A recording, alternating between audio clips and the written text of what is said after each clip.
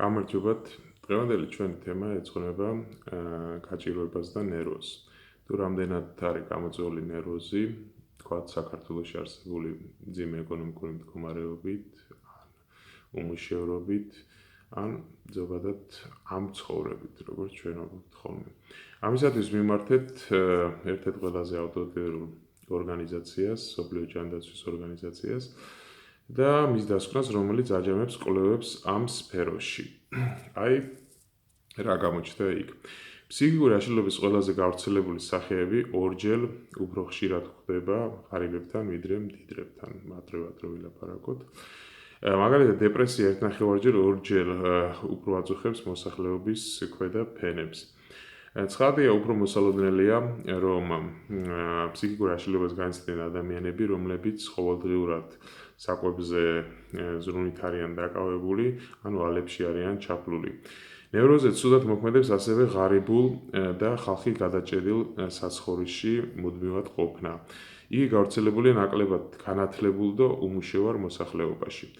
უფრო მძიმედ გამოხატული ფსიქიკური აშლილობის შემთხვევებში, როგორიცაა მაგალითად შიზოფრენია, მონაცემების შემდეგზე მეტყველებს მოსახლეობის ყველაზე დაბალი ფენები სოციო-ეკონომიკური კუთხით ამ სფეროში, ამ სეგმენტში 8ჯერ უფრო მეტად ექვემდებარებიან შიზოფრენიის რისკს, ვიდრე მაღალი შემოსავლის და სოციალური სტატუსის მქონე პირობები. შიზოფრენიით დაავადებული ადამიანები ფსიქიკური აშლილობისგან თავისუფლი ადამიანებისგან განსხვავებით 4ჯერ უფრო ხშირად არიან დაუსაქმებელი ან მხოლოდ ნაწილობრივ დასაქმებული. შიზოფრენიით დაავადებულთა 1/3 საერთოდ არ აქვს დამთავრებული სკოლა. და ასევე 3ჯერ უფრო მეტად ხდება განქორწინებულები მათ რიგებში. კვლევები მეწმობს, რომ ფსიქიკური აშლილობა სიღარიბეს შორის ურთიერთდამოკიდებულება არა მარტო არსებობს, არამედ იგი წრიულიც არის. ანუ თუ სიღარიბე იწვევს ფსიქიკურ აშლილობას, ფსიქიკური აშლილობა თავის მხრივ ხელს უწყობს ადამიანის კიდევ უფრო გაღარიბებას. სიღარიბეში ცხოვრებ ხალხს არ აქვს სახსრები ნორმალური საცხოვრებლის სტანდარტები დაიცვათ. აქ ნაკლები შეიძლება განათლება მიიღონ ან დასაქმდნენ. უფრო დაუცველი არიან ცხოვრების მავნე ზეგავლენისგან და ნაკლებად მიუწვდებათ ხელი ჯანმრთელობის დაცვაზე. ამდენად ეს სტრესული საცხოვრებელი პირობები ზრდის ფსიქიკური აშლილობის რისკს. ბრძოლა ადამიანები, რომლებიც იტანჯებიან ფსიქიკური აშლილობით, შეიძლება უმორჩევარი დარჩენ არა მარტო ამ მათი ავადობის, არამედ დისკრიმინაციის გამოც. მათ შეიძლება სისტემატურად უარი უთხრან სამუშაოზე, მიღებაზე ან გაანთავისუფლონ უკვე დაკავებული თანამდებობიდან. უმუშევრობა უბიძგებს ადამიანებს კიდევ უფრო გაღარიბდნენ. ისინი ვერ გადაიხდიან მკურნალობის, რომლებიც ესაჭიროებათ ხარჯებს. ან ზოგჯერ ისეც ხდება, რომ მკურნალობის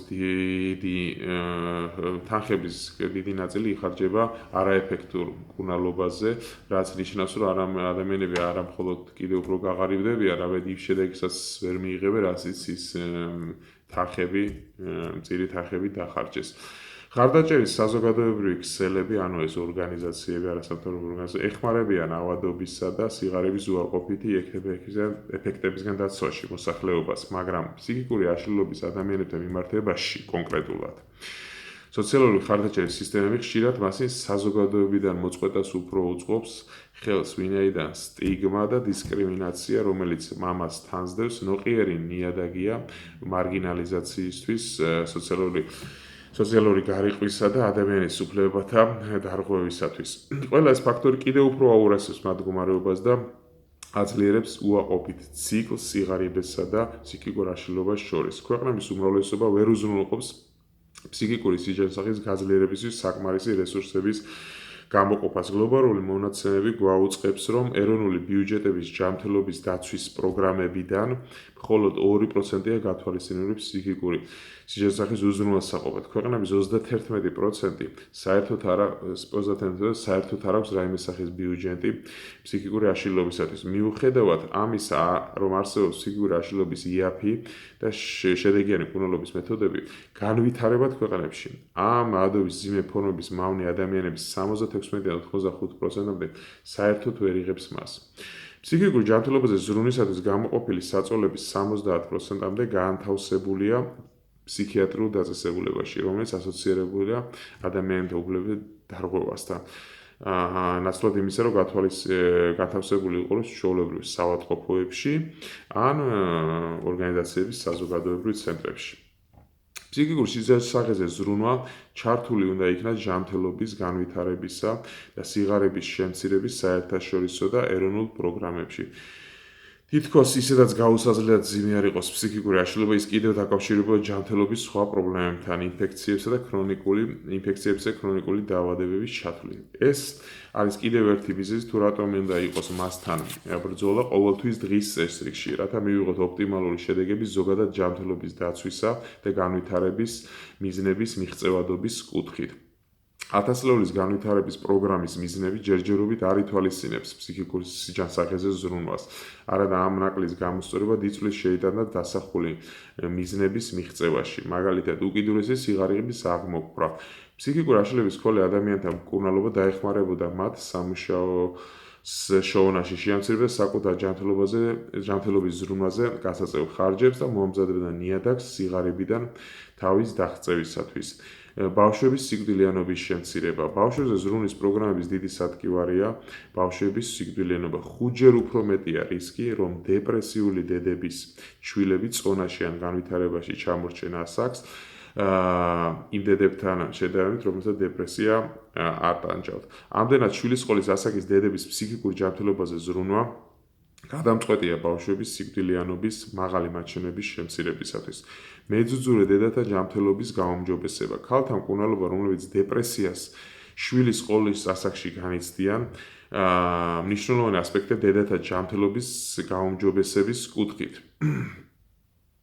ბევრი ქალი განიცდის დეპრესიას ორსულობისა თუ მშობიარობის შემდეგ, რამაც შეიძლება ძალიან ღრმა კვალი დატოვოს მათ ცხოვრებაში. მართლაც თვითმკვლელობა დედათა გარდაცვალების ერთ-ერთი მთავარი მიზეზია განვითარებად ქვეყნებში. ასევე დასაშვებია დეპრესიის შედეგად დედათა გაზრდილი სიკვდილიანობა მოყვება არა მხოლოდ თვითმკვლელობის გზით, არამედ ფიზიკური ჯანმრთელობის მკვეთრი გაურასების შედეგად, ვინაიდან დეპრესია ძალიან უარყოფითად აისახება ზოგადად ფიზიკურ ჯანმრთელობასაც. შისთან და მალარიასთან და სხვა დაავადებებთან ბრძოლა, ეს ათასწლეულის პროგრამის განვითარების პროგრამის ერთ-ერთი მიზანია. და მაღალი ალბათობაა, რომ დეპრესიით იტანჯებოდნენ ადამიანები, რომლებიც ქრონიკული ინფექციური დაავადებით არიან დაავადებული. გამოქვეყნებული კვლევების თანახმად დეპრესიით შეპყრობილი ადამიანები ნაკლებად იცავენ სამედიცინო დანიშნულებას, სწორედ ეს არის პრობლემა. ასე რომ შისთან ბრძოლის პროგრამები უნდა მოიცავდეს ფსიქიკური ჯანმრთელობაზე ზრუნვასაც, რათა ბენეფიციერის მკურნალობის საბოლოო შედეგები გაუმჯობესდეს. ფსიქიკური აშლილობის მქონე ადამიანების ზრუნვა აუცილებელია სიღარიბის დაძლევისთვის და განვითარების პროგრამებისთვის, რათა თავი დააღწიონ გაჭირვებას და განვითარდნენ. იქნება ეს მიკროსაკრედიტების სისტემები თუ დასაქმების პროგრამები. როგორც ხედავთ, გარკვეული კავშირი სიღარიბესა და ფსიქიკურ აშლილობას შორის მართლაც არსებობს, თუმცა მისი მასშტაბები არ არის ისეთი გაზვიადებული, როგორიც ხშირ შემთხვევაში საქართველოში წარმოუდგენიათ. მადლობთ.